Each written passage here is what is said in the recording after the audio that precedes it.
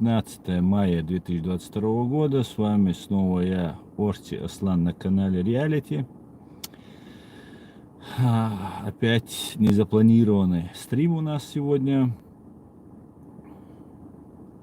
И веду его с телефона, и я надеюсь, доступ у меня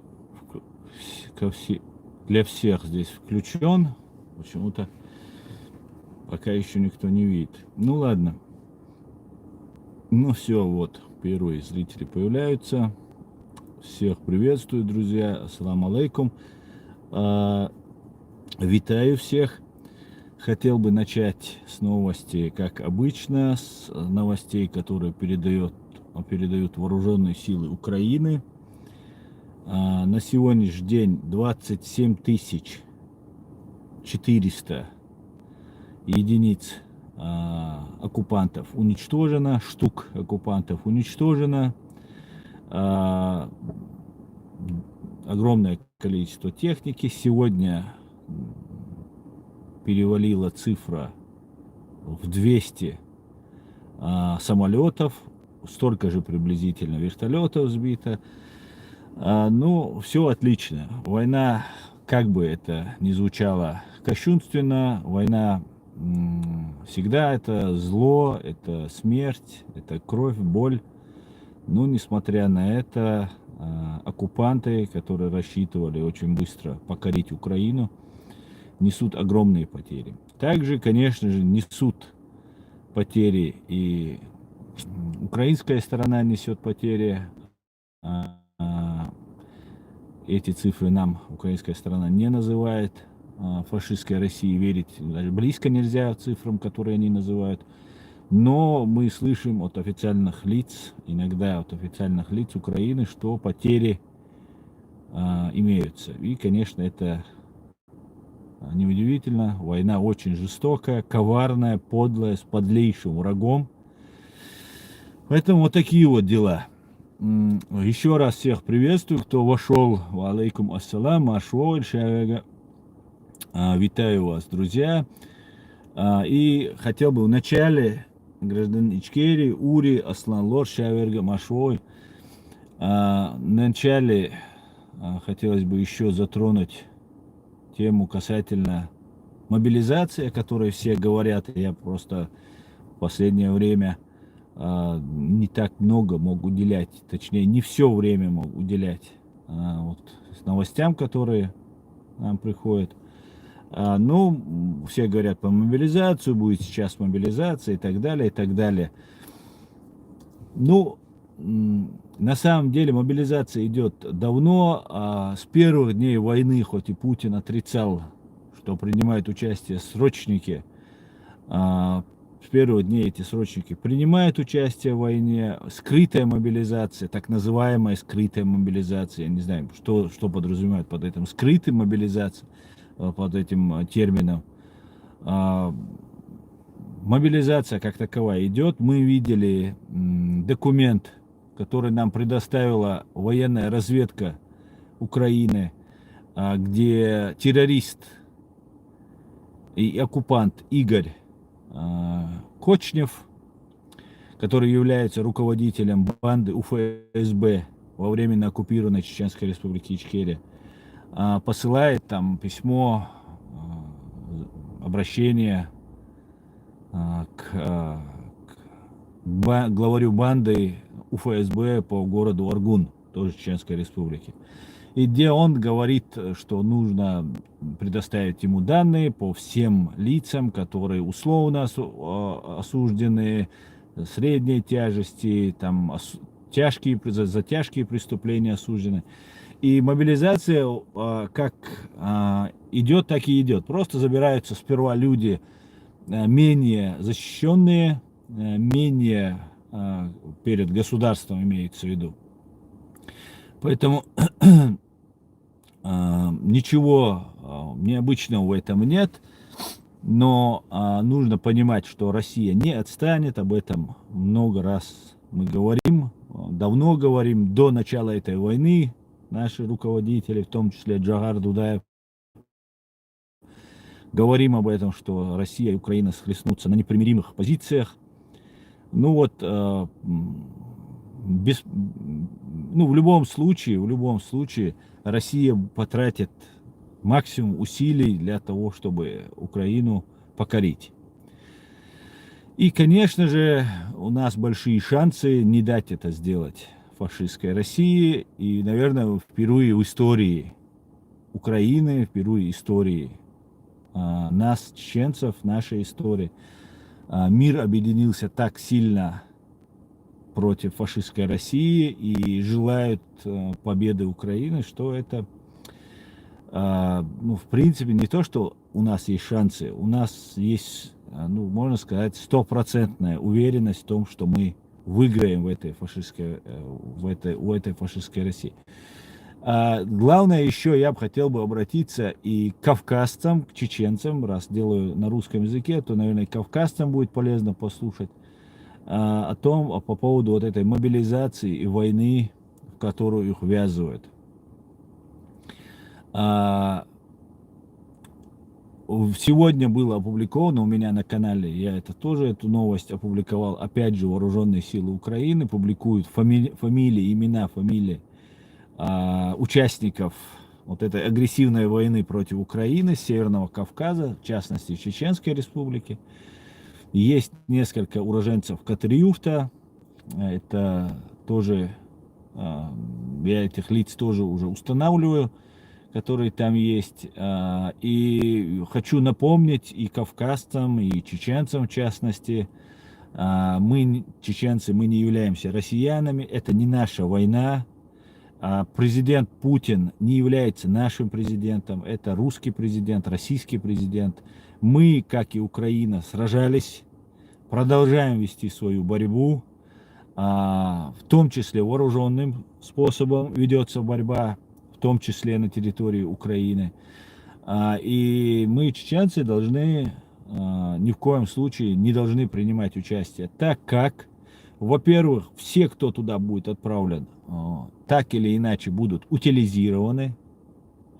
А нас, чеченцев, не так много, тем более война не наша, она для нас вдвойне преступна, позорна для чеченцев, для свободных чеченцев, так как первая ее преступность в том, что мы воюем против свободных людей, преследуя чьи-то чужие интересы.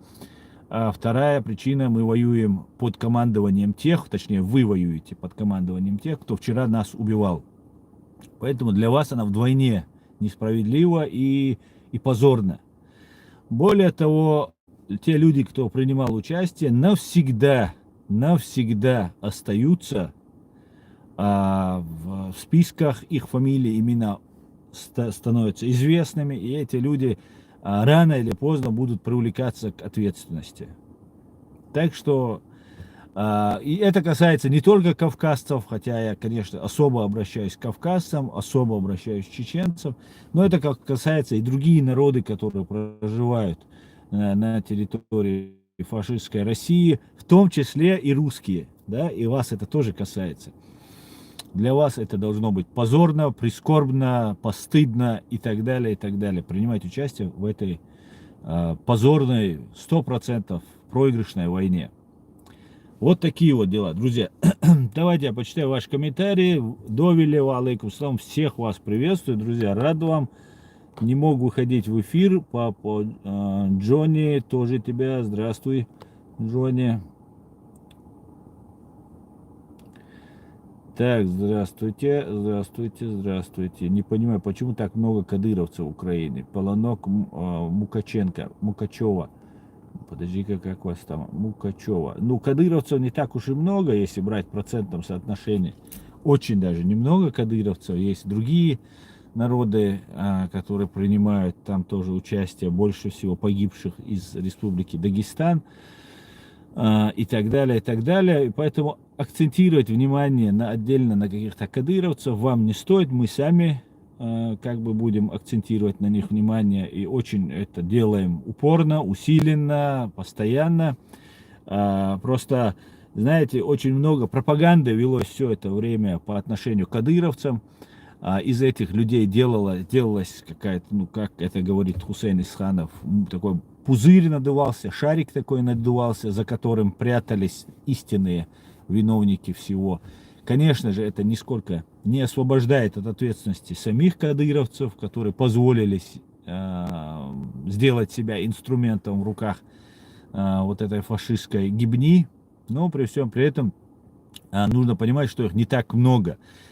Все это время, последние вот 3 года, которые я веду этот блог, я призывал всех чеченцев все время, и не только чеченцев, и даже американские разные издания, в том числе «Кавказ Реали», поменьше говорить о кадыровцах, а говорить о России. Но, знаете, мы оказались в таком зазеркалье, таком, вроде бы мы как бы и россияне, потом вроде бы нас выделяют каких-то отдельных кадыровцев, и у мира такая шизофрения происходит, такие двойные, тройные морали, стандарты к этому происходят. И либо мы россияне, и нас со всеми на равных нужно, да, говорить. Те же абхазы принимают участие в этой войне с 2014 года, которые являются частью Грузии, и даже формально они не присоединены к России. При всем при этом про них так не говорят, а вот говорят про кадыровцев, про чеченцев, которые пережили этот страшный геноцид при попустительстве, в том числе и Украины, к большому сожалению. Правду мы должны знать, говорить об этом. Сами украинцы мне говорят, извиняясь за то, что были не так дальновидны в своих мыслях, поступках и так далее. Поэтому даже вот ведя 3,5 года этот блог, я уже успел стать там атеистом, врагом мусульман, там воинственным там каким-то врагом мусульман. Потом я стал, меня уже неоднократно заносили там в разные там эти российские спецслужбы, которые я на них работаю, и так далее, и так далее. В итоге я говорил всего лишь, чтобы мы не акцентировали внимание на кадыровцах, на Кадырове, для того, чтобы истинные виновники не смогли за их спинами или круглыми задами спрятаться. Ну, сейчас все почему-то удивляются и начинают говорить, ну вот там, не говорите об кадыровцах. Но именно об этом я со своими товарищами и кричал долгое время и стал чуть ли не врагом. Ну, разных там, правда, ублюдков, поэтому не так страшно, если я враг ублюдков, то это хорошо. Плохо, когда ты друг ублюдков. Поэтому кадыровцы — это не главная группа лиц, которая принимает участие. Ну вот, как-то так. Поэтому не опускайте русско-украинскую войну, украинская национально-освободительная борьбу, войну, многовековую, прошу заметить, да, до появления каких-то там кадыровцев или бурятов каких-нибудь. Эта борьба шла, очень жестокая шла. Мы знаем, что были неоднократные геноциды украинской нации, неоднократные, причем миллионы людей убивалось, причем самым жестоким способом, голодом, холодом, сжиганием, убийствами, ну и так далее, и так далее. Все это вы прекрасно знаете. Поэтому это русско-украинская война или российско-украинская война, хотя вернее, конечно же, это русско-украинская война, которую возглавляет банда КГБ, которая является двигателем, фабрикой мысли, именно вот этой имперской мысли, которая движет вот этот безвольный, мало что из себя представляющий русский народ. Ну и другие народы, которые попадали в их зависимость, как, например, сейчас в определенной степени попали в зависимость после тяжелейшей войны, попали в зависимость чеченцы. Как-то так, друзья. Поэтому давайте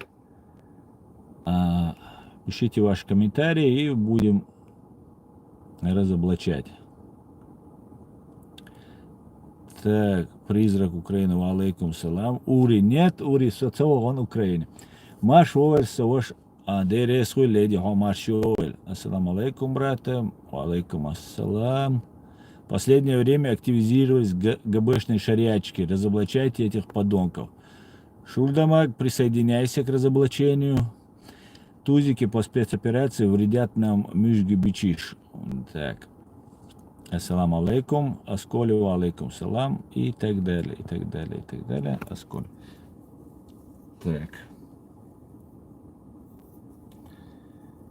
Пишите ваши комментарии. Россия пользуется человеческими ресурсами других народов. Да, именно так. И если вы обратили, казах, именно так. Если вы обратили внимание, большая часть погибших вот с 24 февраля, это ДНР и ЛНР.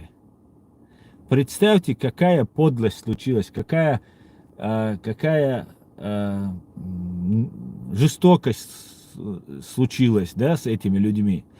Эти люди для того, чтобы, рассчитывая, веря в эту русскую пропаганду, которая им вещалась, считая украинцев ниже себя, как только им предоставился шанс, и украинцы немножко ослабли, эти люди перешли, как и крымчане, и часть Донецка и Луганска, конечно, не все, там люди некоторые оказались не по своей воле, эти люди оказались на стороне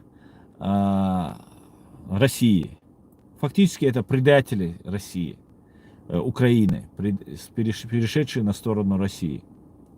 И теперь эти люди посылаются на войну, и они гибнут ни за что. За эти 8 лет они ничего не получили. Просто, вот если так подумать на самом деле, да, мне кажется, больше всего от этой русской власти страдают сами русские. Это невероятно просто, невероятно.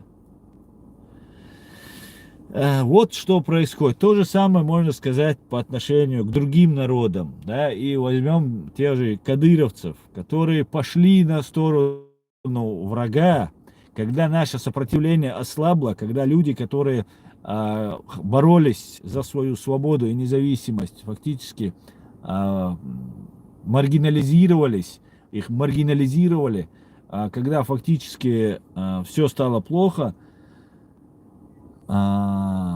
некоторые чеченцы посчитали, что им теперь можно пойти служить в эти российские силовые структуры.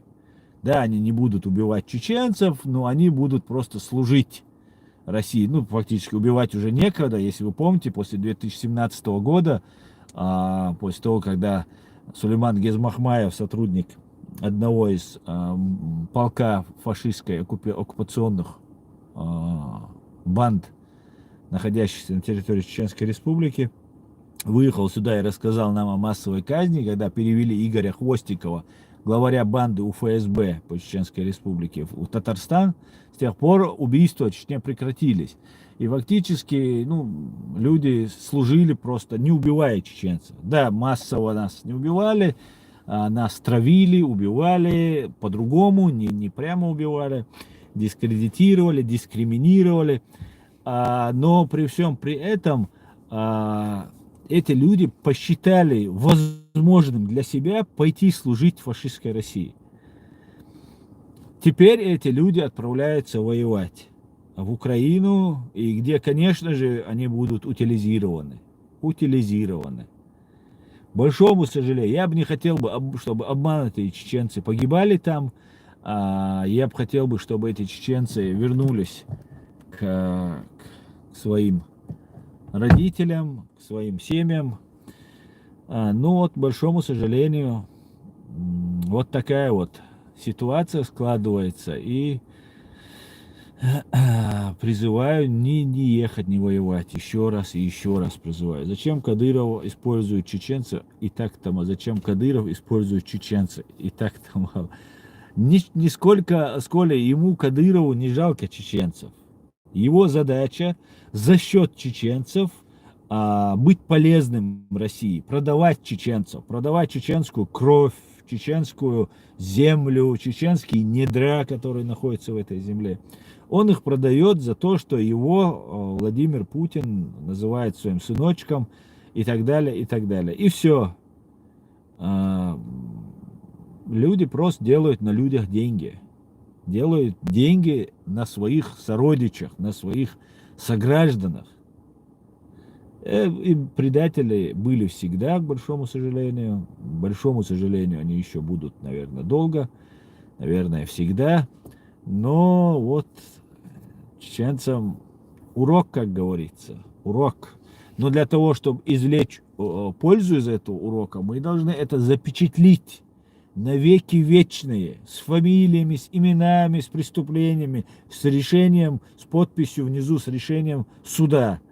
Вот если мы на юридическом уровне вот это закрепим, в следующий раз через поколение, через 10 поколений чеченцам не захочется перейти на сторону врага, даже если произойдет очень там страшный геноцид.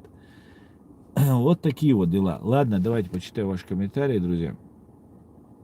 Так, ассаламу алейкум, Асан. Я шхена уэн магар бакки хитс машбу адел дел дуа от эриенс.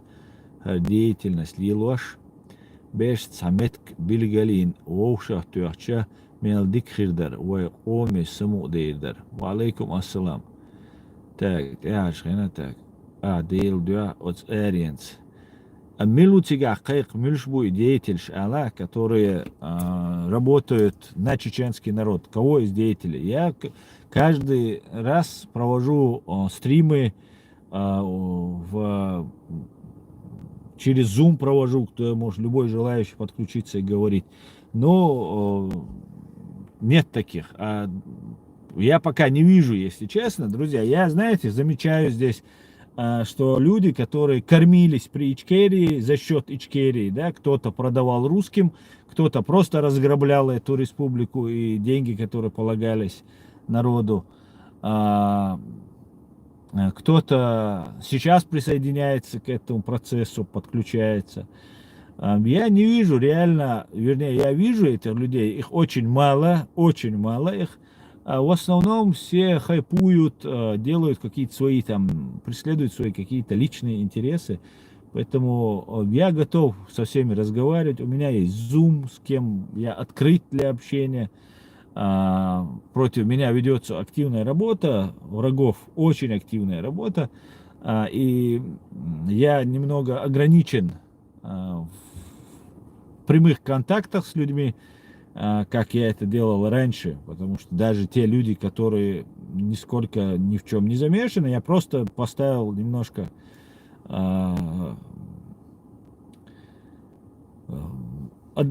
отдалился, скажем так, на время, в силу разных обстоятельств, в силу необходимых, вынужденных обстоятельств. А так я открыт для диалога, каждый может приходить. Единственное, если человек работает на русских, или там на кого-то другого, то мне эти люди не интересны. Они могут как угодно рассказывать. Все это время я говорил не говорить о Кадырове. И сейчас, когда в Украине началась война, начали украинцам всем показывать Кадырова. Вот именно об этом я и говорил. И никто не считает, что неужели мы были неправы, неужели мы должны как-то исправить свою позицию. Нет, все то же самое продолжается. Все то же самое продолжается, и я не вижу в этих людях ничего, что заставило меня поверить, что эти люди работают не на свой карман, не на какого-нибудь дядю Ваню, а на себя, на свой народ. Ну вот. Поэтому я открыт ко всем. Я много раз это говорил и готов разговаривать, но дурить там себя, там симулякорством заниматься, это мне не интересно.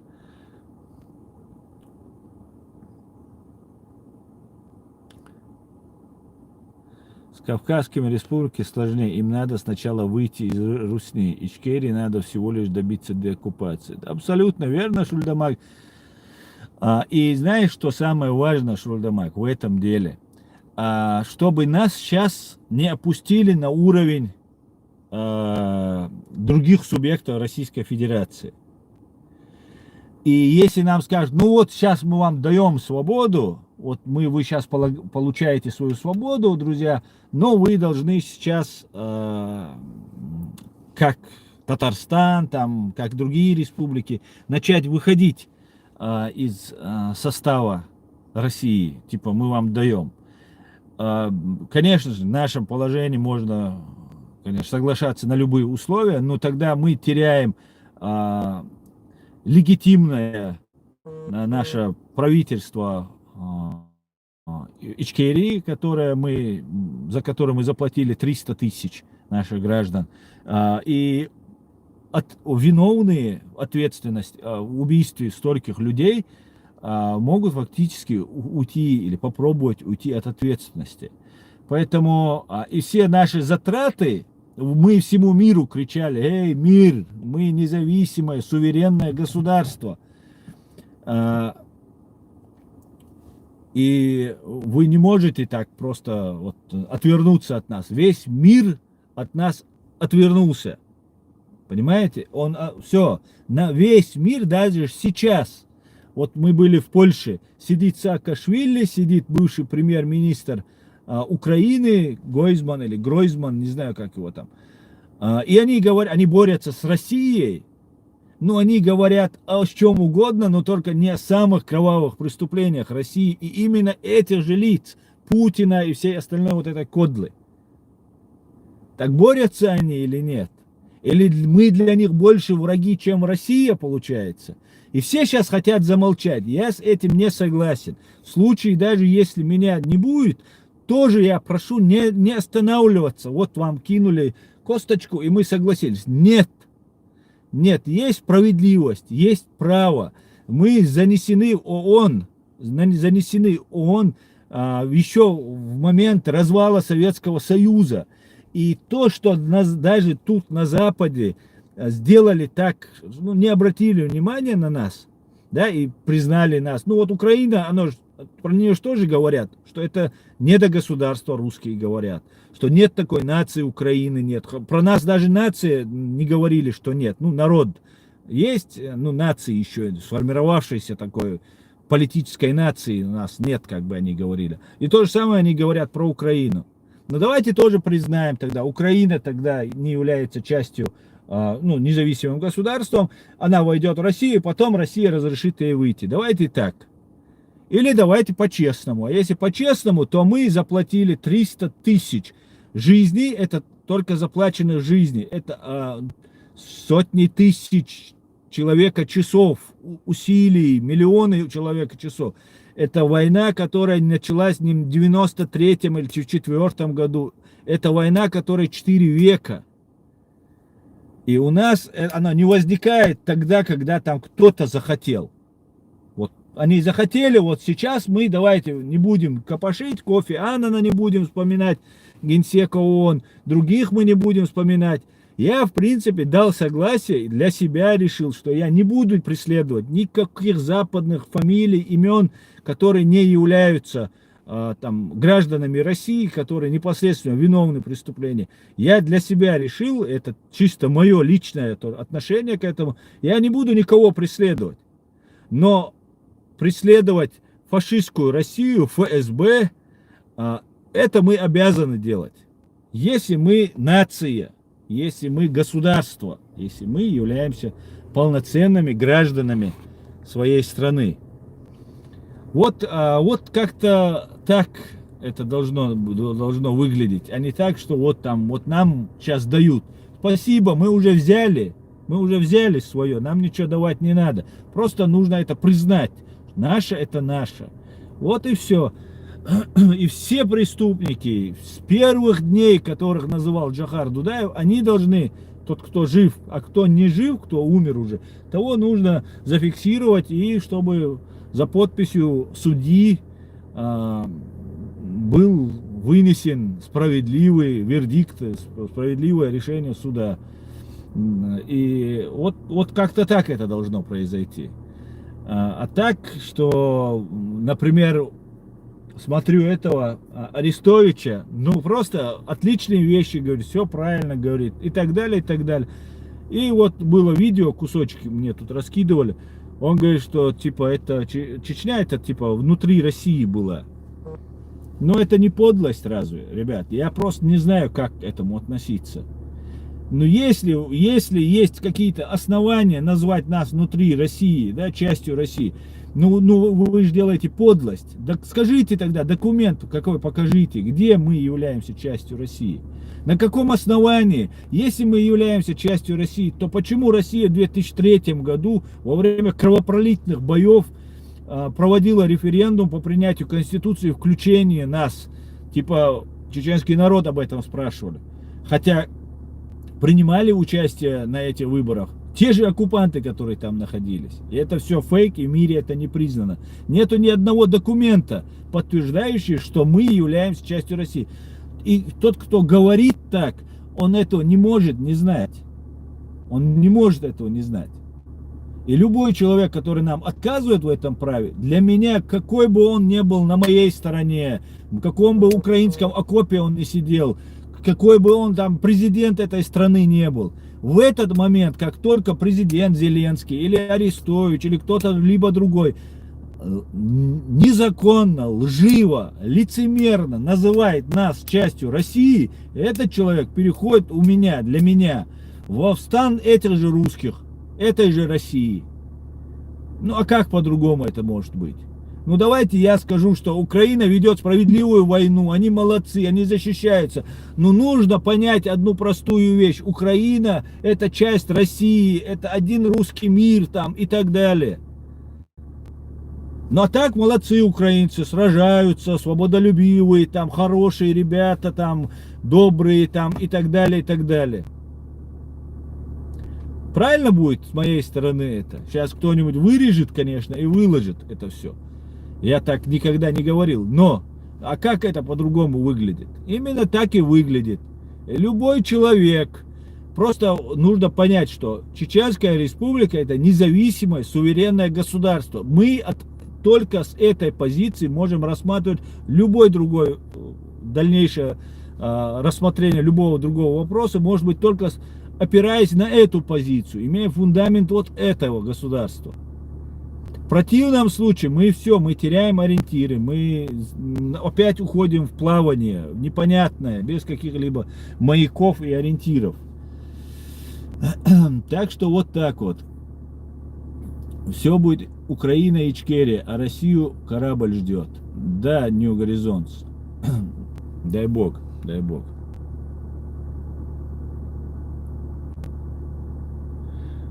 Да, Арестович с Ходорковским, с Навальным. Ну, это, ребят, вы, когда вначале какую-то вещь говоришь, люди не до конца все сразу начинают понимать, да, верить, там, понимать, что происходит.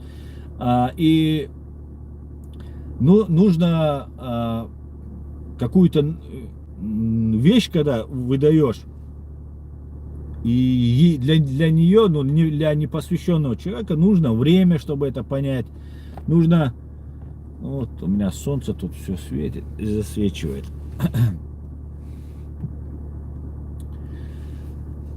Но вот на самом деле вот у нас, нам представляют оппозиционеров. Ходорковского, Каспарова, кто там у них там, много их там, какие-то Шендеровичи, 3, 10, 5 и так далее. Эти люди западных взглядов в определенной степени, по крайней мере, они себя так позиционируют. Но на самом деле они не играют никакой роли. Ну, не помню, не знаю насчет Шендеровича, все остальные, Каспаров, Ходорковский, Навальный, 3, 10, Яшины, Машины, вот эти все люди, это симулякры. Понимаете? И они никакой погоды не делают. Если вы хотите на самом деле найти людей, с которыми можно заключать какие-то союзы, и эти союзы имеют прочный фундамент, это должны быть свободные, честные люди, которые не имеют своих кукловодов.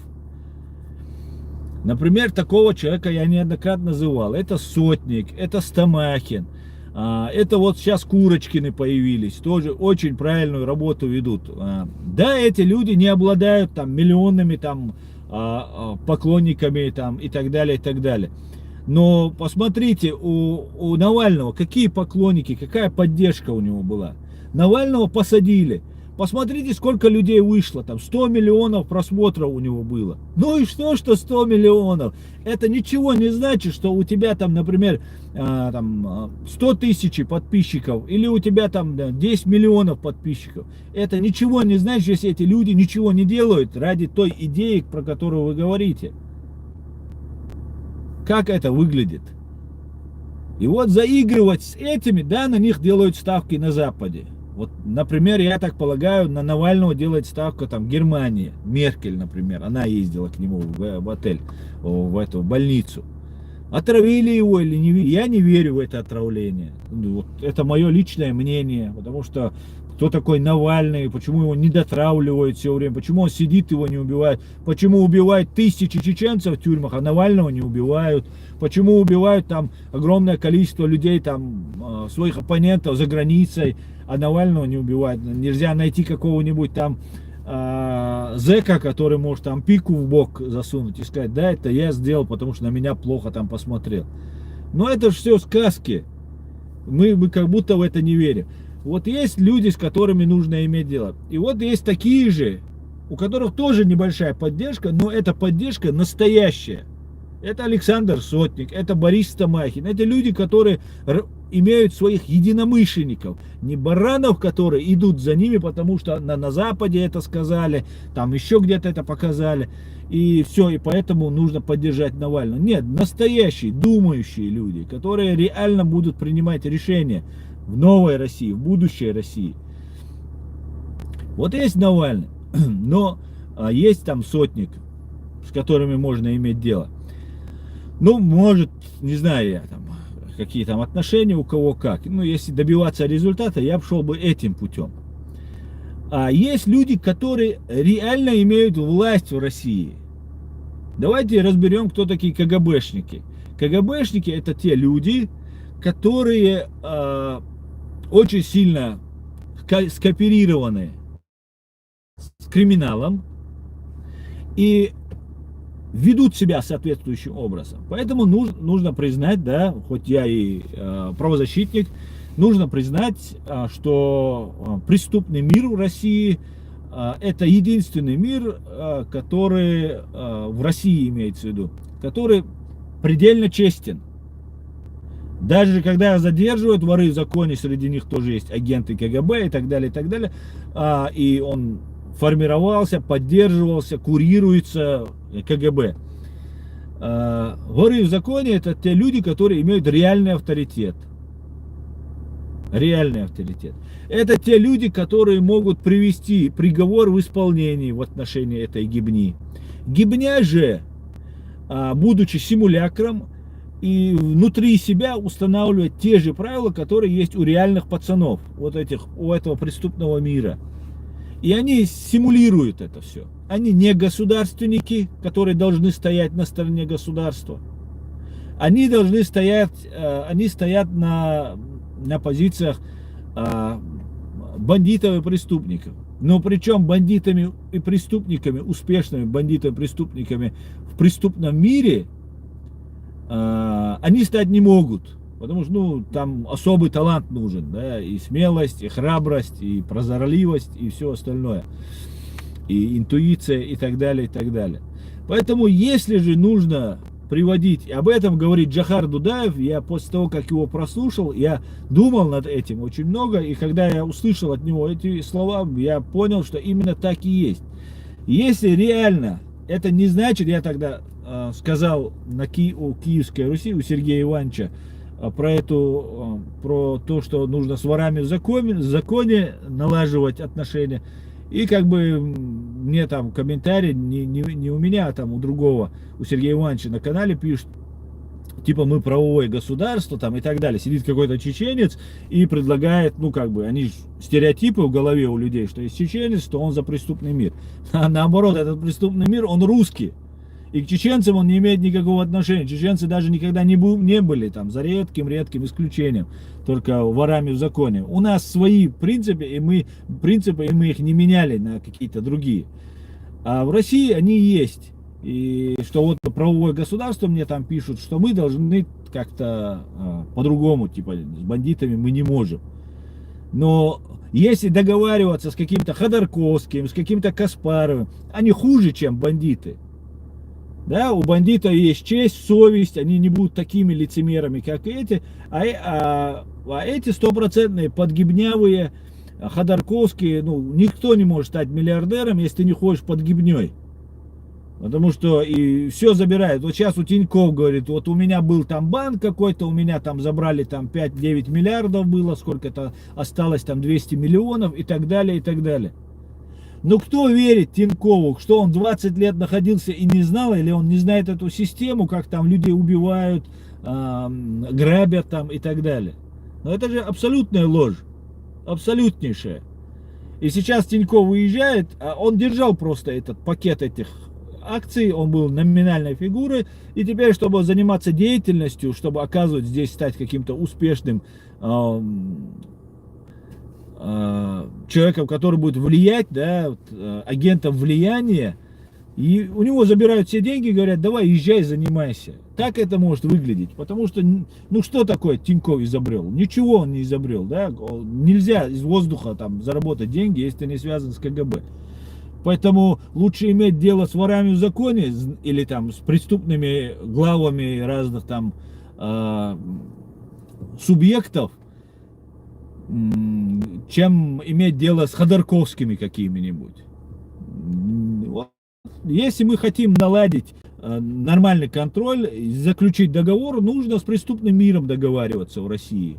И этот преступный мир и разоружит вот этих всех гибнюков, и приведет приговор в исполнение.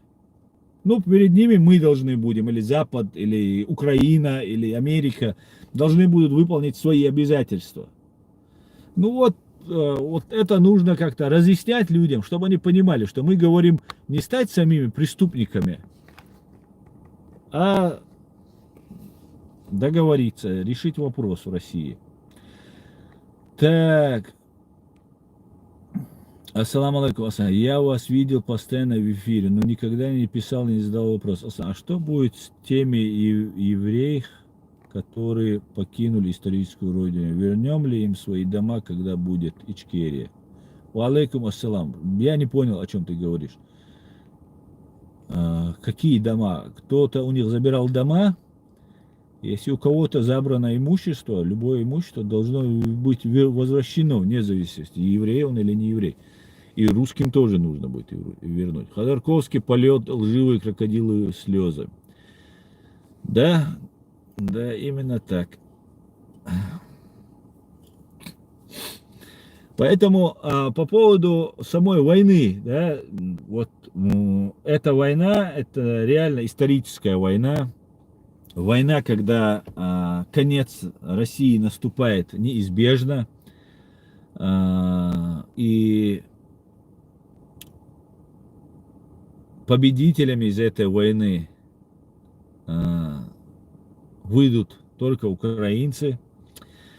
И нам, после того, как Россия ослабнет, она уже ослабевает, нам нужно будет строить свое государство. Нам нужно будет выявить всю агентуру, которая среди нас есть. Вся эта агентура должна быть выкинута просто с нашей территории, то есть лишена гражданства. Все российские агенты должны убраться к себе в Россию и жить там припеваючи. Когда будет Zoom-стрим, я не знаю пока. Крупер, я не знаю, когда будет. Пока не могу сказать. На следующей неделе сделаем, да, Алмула. Так, еще 15 минут посижу с вами и поеду дальше.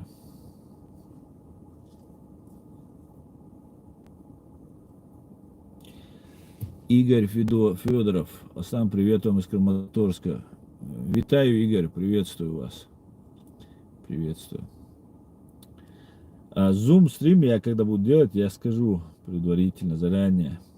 Асан, ти голос істин, говориш все как есть. Ти зріш корінь. Дуже дякую, Крупер. Дуже дякую. Крупье. О, Крупер, Олесо. Так, друзья, задавайте ваши вопросы. Ичкерия, Украина вечная. Светлана Ходзевич. Согласен, Светлана, с вами полностью. Нам уже надо начинать делать иллюстрацию. Шульдамаг, это огромная работа. Нам нужно выявлять всех этих подонков и мерзавцев. Слава Богу, они выявлены. Очень сильно выявлены. Но мы не можем построить наше государство, вернее, мы его построим, но нам будут все время мешать. Если мы не решим вопрос ФСБ. Это остальное, все, что мы делаем, это все зазря будет, друзья. Если мы не решим вопрос ФСБ. Друзья, ФСБ вопрос должен быть закрыт. Раз и навсегда. Так, за власть в Украине должна пройти тщательная иллюстрация. Только так Украина сможет выстоять и победить. Все, что связано с Кучмой там, и так далее. Большой России границ не должно быть. Иначе мы снова будем заперты. Средняя Азия, Кавказ. Вернемся к войне. Да. Ермак, Аваков, Тимошенко, сам Зеленский, все, что вокруг него, это все враги Украины, украинского государства. Так, давайте я это не буду пока читать, потому что Зеленский является избранным президентом, и посмотрим. Но было бы очень интересно, да, если бы выяснилось, что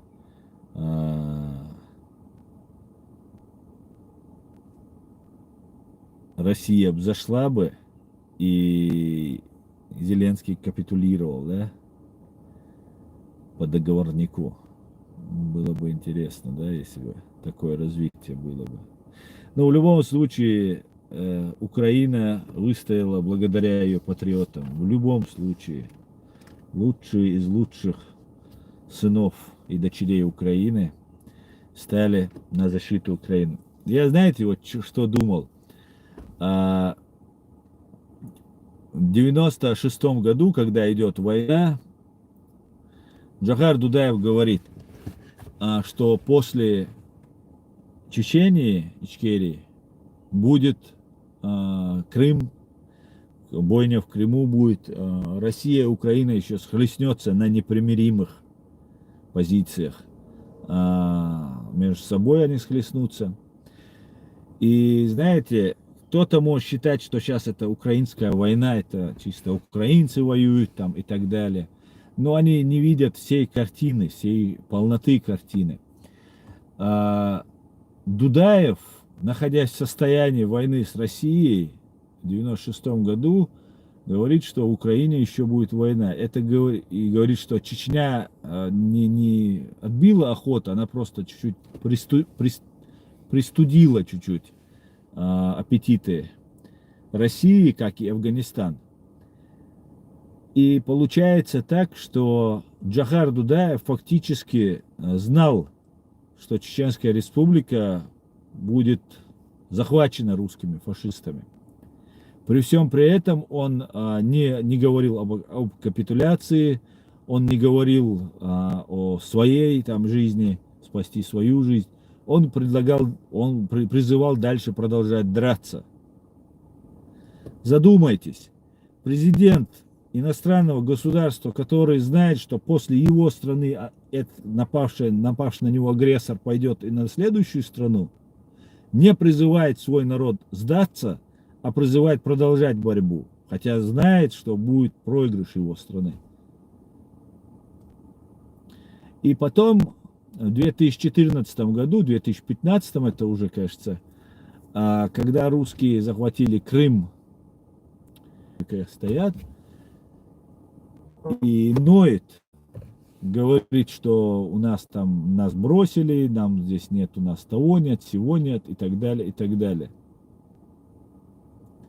И лет 20, наверное, эти пацаны в Крыму выходят в это время и исполняют гимн Украины.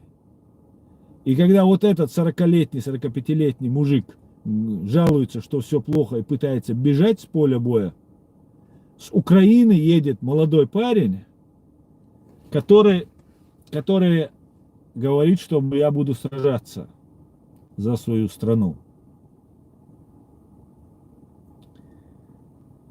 И вот бывают моменты на войне, в жизни, которые вы так раз, и вы запечатлили. Навсегда у вас в голове это осталось. Также это было, когда Тимура Тумгоева выдали, предатели и подонки фашистской России, и туда вышли украинские патриоты в поддержку перед Генеральной прокуратурой. И один мужчина, может, за 50 ему, наверное, будет. И я тогда был очень сильно зол. Вообще, я даже не знал, как это вообще, что происходит, я не мог понять. Как, я топлю за Украину, Украина выдает человека России.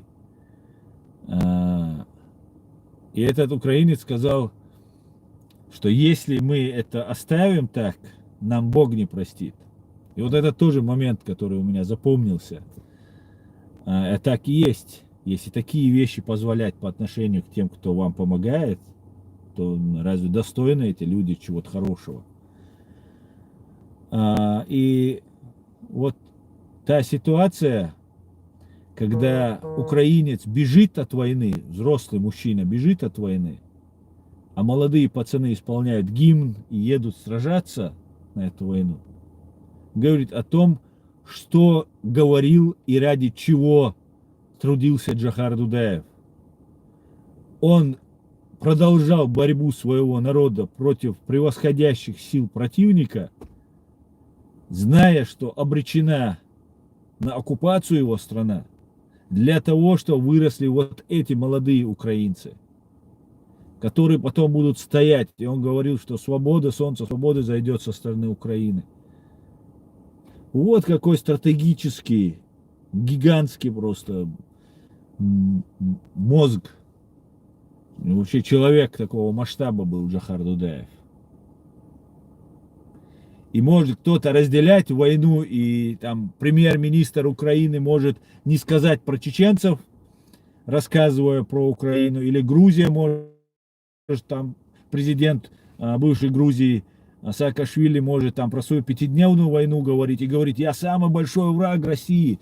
Нет, при всем уважении к Саакашвили, мы, чеченцы, самые главные враги были России. И о них ни Саакашвили, ни премьер-министр Украины не сказал. Потому что эти люди ограничены в своих мышлениях. Саакашвили может говорить, что тогда совершались ошибки. Легко сказать, ты уже со стороны видишь по истечению времени, видя, какие развития событий произошли, да, ты можешь сказать, да, я умный, я все знаю. Я тоже так иногда делаю, так удобно очень. Но совершать ошибку — это не говорить о самом большом преступлении, которое совершила фашистская Россия.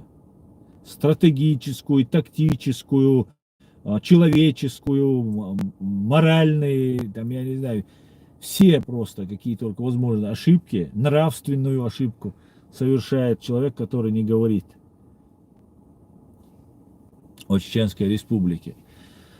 Вот поэтому это одна и та же война, один и тот же враг. И даже если бы не было бы Путина с Патрушевым, да, которые начинали войну против нас, а были бы другие лица, все равно это та же война.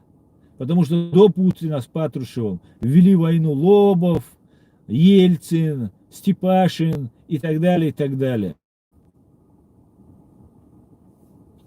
Вот как нам нужно понимать эту борьбу, и только так мы ее выиграем. И нам нужно уважение, признание наших прав, которые вы признаете за собой. Все, не только украинцы там, а остальные. Конечно, это в первую очередь касается самих русских. Русские, отказывая другим в правах, русские, даже русские, которые сейчас так много говорят в поддержку Украины, когда заходит речь о том, чтобы выплатить компенсацию русским, замолкают. Нет, это нас не касается. Но это разве не подло? Это подлость, самая настоящая подлость. Вы хотите сказать извините, после того, как вы убили десятки тысяч людей, и все, вопрос на этом закрылся? Как это по-русски? Нет, так не бывает. Если вы сожалеете о том, что делает ваша страна, вы должны сделать больше, чем даже от вас ждут, для того, чтобы это все было как-то возмещено. Их надо подойти по голове, погладить, извиниться. Не просто извини, пожалуйста. Искренне извиниться. На самом деле извиниться. Знаете, у нас в советское время всегда у нас были свои законы. Они называются ад. И это наши законы. Вся письменность, на которых велась работа судебная, какая-то следственная, в Чеченской Республике, это уничтожалось. И чеченцы были вынуждены все это делать на память, в присутствии свидетелей всегда все это, проводить разные законы. И вот есть такой принцип, как Талиона, да, принцип Талиона. Его еще называют там смертная, кровная месть там и так далее. Ну, кровная месть это так, слишком упрощенно. На самом деле это очень большой, сложный институт, механизм по урегулированию таких спорных вопросов касательно нанесения вреда человеческому здоровью. И для того, чтобы совершили какое-то действие, вот кто-то совершает преступное деяние, и есть процедура урегулирования. Да? Не обязательно, если убить человека, не обязательно надо убить его обратно. Даже считается это намного достойней, уважительней, если вы простите убийцу. Разные случаи бывают. Убийство по неосторожности бывает, по превышению необходимой обороны бывает, там, ну и разные бывают причины. И после того, как вас прощают, если такое произойдет, такое происходит, если вас прощают, вы всю свою жизнь, вы убийца, вы всю свою жизнь должны стать сыном вот этих людей. А весь ваш род, не просто ваша семья, а вот, ну, вот троюродные, четвероюродные, все там, кто вам близкий, дальний родственник, вот эти все люди до конца и вашей жизни, и их жизни должны проявлять к вам внимание, вот к тем, кто пострадал, к ним внимание, почет, уважение, там, на все мероприятия всегда нужно присутствовать, необходимо вот все это делать. Поэтому убить человека, а потом сказать извини, на этом ничего не заканчивается. Таких умников полно, которые могут сказать извини, а потом убить еще 20 человек. Потом просто 20 раз сказать извини. Нет, так это не работает.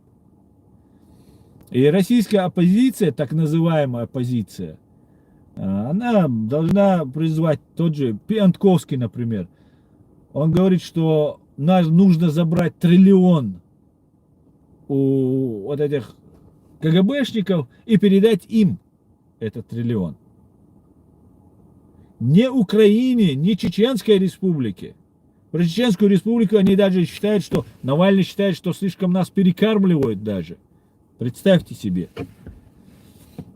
Вот какие вот вещи происходят с этими русскими оппозиционерами. Так, давайте почитаю ваш комментарий. Ходорков, Соловей, Фейги, Пионты, всякие милые, такие же шовинисты. Да, Исаак? Литва наконец признала Россию террористическим государством. Надо заодно признать и ФСБ террористической организацией. Да, абсолютно именно так. Так, Аслан, ты не прав. Каждому народу болит прежде всего свое горе. И Россия враг очень многим народам. Это нормально. Говорить про свой народ в первую очередь к россиянам очень длинный счет от многих. Я разве возражаю против этого? Ни в коем случае. Я понимаю, что каждый народ должен, считает правильным говорить о своем горе, о своей проблеме. Но речь не об этом идет. Речь идет о том, что вы перечисляете все преступления, совершенные фашистской Россией. Если вы обратите внимание, говорят о пятидневной войне в Грузии, потом забывается 20-летняя война против чеченского государства и ее нации, потом вспоминается Приднестровье, и потом вспоминается Афганистан. У меня тогда вопрос, я никого не призываю наше горе ставить выше своего горя. Конечно, своя рубаха ближе к телу, и она болит. И когда нас убивали, я не говорил украинцам: пожалуйста, украинцы, скажите за нас слово. Я даже не ожидал, что украинцы будут говорить за нас это слово. Они, в принципе, и не говорили это слово. За редким исключением. Нескольких десятков человек, которые воевали у нас, и так далее. А все государство, украинское государство, работало против чеченского народа. Как сейчас это делает, допустим, Беларусь против Украины сейчас работает. Я не об этом. Я говорю, если вы хотите победить, на самом деле победить, по-настоящему победить фашистскую Россию, вы должны применять все методы, которые есть. Все. А 20-летняя война против чеченского народа и нации, нету ничего большего, что более страшного преступления, которое совершила фашистская Россия, путинская Россия. И вот тот человек, который пропускает чеченский вопрос, он у меня автоматически попадает в список тех, которые он не по-настоящему борется, а симулирует. Вот и все. А так, конечно же, каждый народ должен думать о себе, в первую очередь, национальные интересы. Много что можно сказать, я сейчас просто не хочу углубляться в эту тему и говорить, сколько украинцев принимало в войне там и так далее, и так далее. Но речь идет о том, чтобы не отказывать нам в праве, о котором вы добиваетесь. Например, есть курды. Курды борются за свою независимость. Например, курды никогда нам ничем не помогали. Чеченцам. Турция нам помогала. Очень мало, конечно, меньше даже, чем Израиль. Но она свои интересы нам туда проталкивала. Она не столько это ради нас делала или каких-то общих принципов, сколько делала это для себя. Но азербайджанцы помогали. Ну, возьмем турков, например. И вот у меня возникает дилемма. Турция нам друг. Ну, по крайней мере, она себя так позиционирует. Иногда.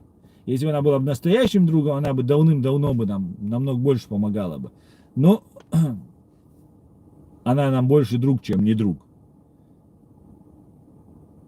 И вот ситуация следующая. Курды хотят независимости. Какую позицию должен занять чеченец, который тоже хочет своей свободы и независимости? Я для себя принял решение, что я буду не отказывать курдам в той же государственности, которую я хочу себе получить. Не знаю, почему Турция так сильно против их государственности, так сильно их мочит.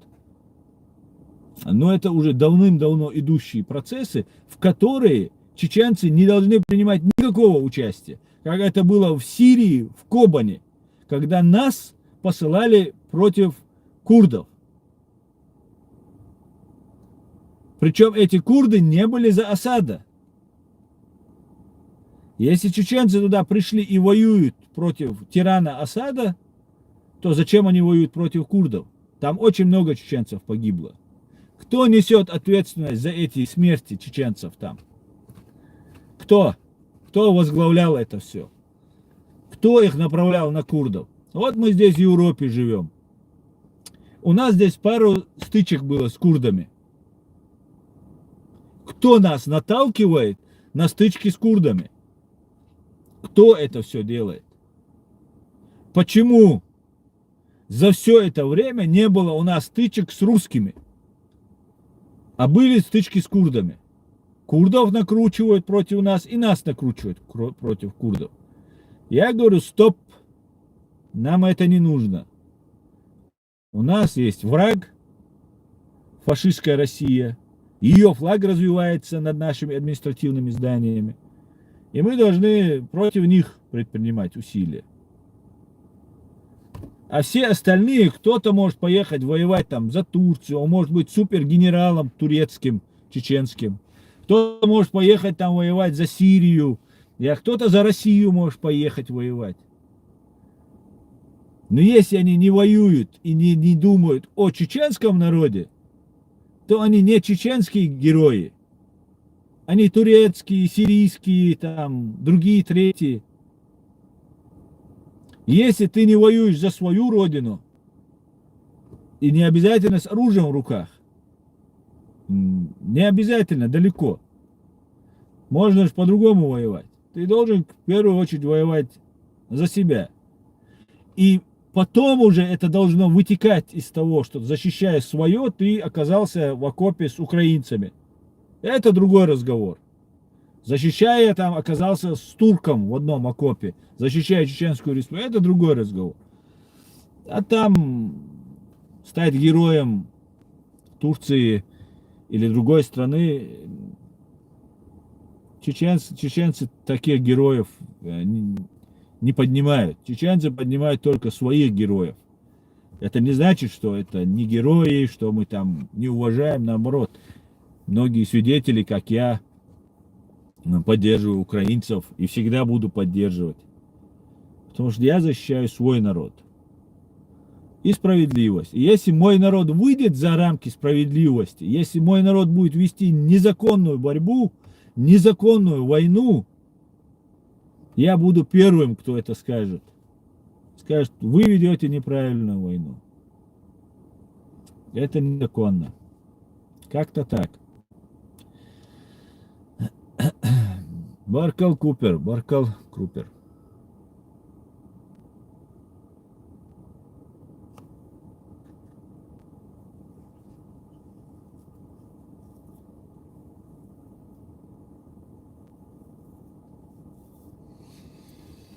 Так, друзья, наверное, салам из Азербайджана. Ай, брат, салам. Салам. Азербайджан вообще это отдельная история, раз уже затронулась тема. Я никогда в своей жизни не видел ни одного народа, который так хорошо к нам относился, как азербайджанцы. Вот искренне, простые люди, я говорю. Государство, у них КГБшники. Были и остаются. Вот потомственные КГБшники. Это азербайджанцам некоторым не нравится. Но я не хочу понравиться, я хочу сказать правду. Азербайджанские простые люди, женщины, мужчины, всегда относились к нам, когда узнавали чечен, очень хорошо. Даже незаслуженно даже хорошо, я бы сказал. Базару, Азербайджан это наш братский народ. И всегда им будет. Они показали себя, ну вот мое объективное, мое субъективное мнение.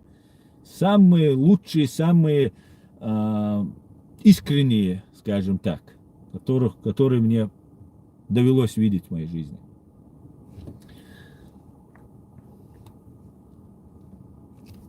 Так, друзья, я тогда на этом наш стрим закончу.